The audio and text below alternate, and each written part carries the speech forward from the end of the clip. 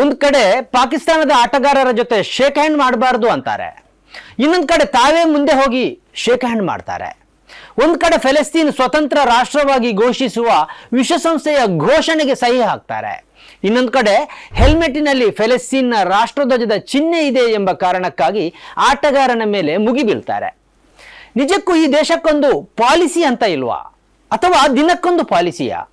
ಏನಿದೆಲ್ಲ? ಯಾಕೆ ಈ ಬಗೆಯ ಗೋಜಲು ನೀತಿ? ಒಂದು ಮಾಡಿರುವ ನಿಯಮದಲ್ಲಿ ಸ್ಟ್ರಿಕ್ಟ್ ಆಗಿರಬೇಕು, ಅಥವಾ ನಿಯಮವನ್ನೇ ಮಾಡಬಾರ್ದು. ನಿಮ್ಮ ಬೆಂಬಲದಿಂದಲೇ ನಾವು ಈ ಹಂತಕ್ಕೆ ಬೆಳೆದಿದ್ದೇವೆ. ನಮಗೆ ಇನ್ನಷ್ಟು ಬೆಳಿಬೇಕಾಗಿದೆ, ಇನ್ನಷ್ಟು ಸತ್ಯ ಸುದ್ದಿಯನ್ನು ನಿಮ್ಮ ಜೊತೆ ಹಂಚಿಕೊಳ್ಳಬೇಕಾಗಿದೆ. ಆದ್ದರಿಂದ ಸನ್ಮಾರ್ಗ ನ್ಯೂಸ್ ಚಾನೆಲನ್ನು ಸಬ್ಸ್ಕ್ರೈಬ್ ಮಾಡುವ ಮೂಲಕ ಮತ್ತು ಸನ್ಮಾರ್ಗ ನ್ಯೂಸ್ ಚಾನೆಲ್ನ ಎಲ್ಲ ಕಾರ್ಯಕ್ರಮವನ್ನು ನಿಮ್ಮವರು, ನಿಮ್ಮ ಕುಟುಂಬಿಕರು ಮತ್ತು ಗೆಳೆಯರೊಂದಿಗೆ ಹಂಚಿಕೊಂಡು ಅವರಲ್ಲೂ ಸಬ್ಸ್ಕ್ರೈಬ್ ಮಾಡುವಂತೆ ವಿನಂತಿಸುವ ಮೂಲಕ ನಮ್ಮನ್ನು ಬೆಂಬಲಿಸಿ. ವೀಕ್ಷಕರೇ, ಇದು ಎಡಿಟರ್ ಸ್ಪೀಕ್.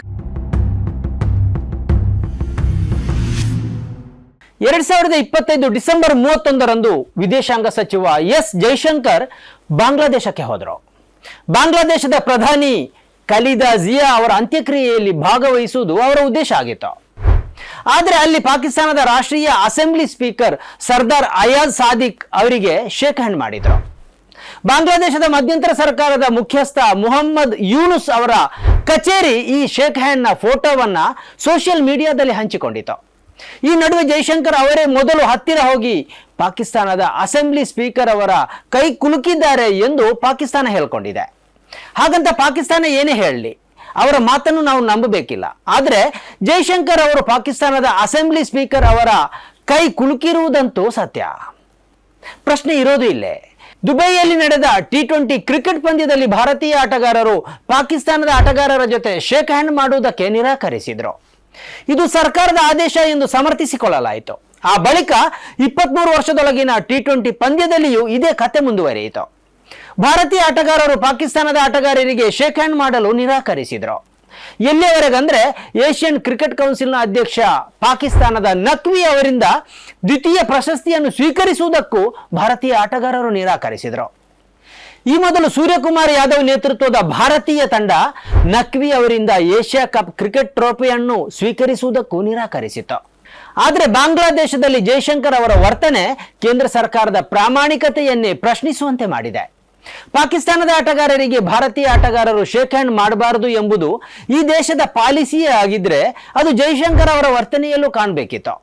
ಉನ್ನತ ಮಟ್ಟದ ಅಧಿಕಾರಿಗಳು ರಾಷ್ಟ್ರೀಯ ನೀತಿಯಂತೆ ನಡ್ಕೊಂಡಾಗ ಮಾತ್ರ ನಾಗರಿಕರು ಆ ನೀತಿಯ ಮೇಲೆ ಭರವಸೆ ತಾಳ್ತಾರೆ, ಅದನ್ನು ಸಮರ್ಥಿಸಿಕೊಳ್ಳಲು ಮುಂದಾಗ್ತಾರೆ. ಆದರೆ ಭಾರತ ಮತ್ತು ಪಾಕ್ ಆಟಗಾರರನ್ನು ಮೈದಾನದಲ್ಲಿ ವೈರಿಗಳಂತೆ ಮಾರ್ಪಡಿಸಿ ಎರಡೂ ದೇಶಗಳ ಅಧಿಕಾರಿಗಳು ಮಾತ್ರ ಗೆಳೆಯರಂತೆ ವರ್ತಿಸತೊಡಗಿದ್ರೆ ನಾಗರಿಕರು ಅವಮಾನಿತರಾಗ್ತಾರೆ. ನಮ್ಮನ್ನು ಆಳುವವರಿಗೆ ಪಾಲಿಸಿಯಲ್ಲಿ ಸ್ಪಷ್ಟತೆಯೇ ಇಲ್ಲ ಎಂದು ನಾಗರಿಕರು ಆಡಿಕೊಳ್ತಾರೆ.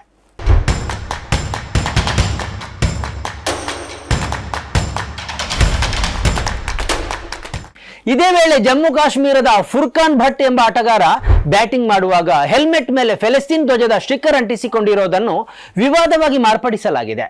ಜನವರಿ 1ರಂದು ಜಮ್ಮುವಿನ ಮುಥಿ ಪ್ರದೇಶದಲ್ಲಿ ನಡೆದ JK11 ತಂಡದ ಪಂದ್ಯದಲ್ಲಿ ಇದು ನಡೆದಿದೆ. ಆಳುವ ವರ್ಗದ ಬೆಂಬಲಿಗರು ಸೋಷಿಯಲ್ ಮೀಡಿಯಾದಲ್ಲಿ ಈ ಆಟಗಾರನನ್ನು ದೇಶದ್ರೋಹಿ ಅಂತ ಬಿಂಬಿಸ್ತಾ ಇದ್ದಾರೆ, ಅವರನ್ನು ಹಿಗ್ಗಾಮುಗ್ಗ ನಿಂದಿಸ್ತಾ ಇದ್ದಾರೆ. ಈ ನಡುವೆ ಪೊಲೀಸರು ಈ ಆಟಗಾರನನ್ನು ಮತ್ತು ಟೂರ್ನಿಯ ಆಯೋಜಕರನ್ನು ವಿಚಾರಣೆಗೆ ಕರೆಸಿದ್ದಾರೆ. ಈ ಬಗ್ಗೆ ತನಿಖೆ ನಡೆಸಲು ಆದೇಶಿಸಲಾಗಿದೆ. ಅವರನ್ನು ಟೂರ್ನಿಯಿಂದ ನಿಷೇಧಿಸಲಾಗಿದೆ ಅಥವಾ ತಂಡದಿಂದಲೇ ತೆಗೆದುಹಾಕಲಾಗಿದೆ ಎಂಬ ಮಾಹಿತಿಯೂ ಇದೆ. ಈ ಟೂರ್ನಿಯೊಂದಿಗೆ ಯಾವುದೇ ಸಂಬಂಧ ಇಲ್ಲ ಎಂದು ಜಮ್ಮು ಕಾಶ್ಮೀರದ ಕ್ರಿಕೆಟ್ ಅಸೋಸಿಯೇಷನ್ ಹೇಳಿದೆ. ಇದು ಖಾಸಗಿ ಅನಧಿಕೃತ ಟೂರ್ನಿ ಎಂದು ಅದು ಹೇಳಿಕೊಂಡಿದೆ. ಜಮ್ಮುವಿನ ಬಿಜೆಪಿ ನಾಯಕರು ಈ ಘಟನೆಯನ್ನು ಖಂಡಿಸಿ ಕ್ರಮ ಕೈಗೊಳ್ಳುವಂತೆ ಆಗ್ರಹಿಸಿದ್ದಾರೆ.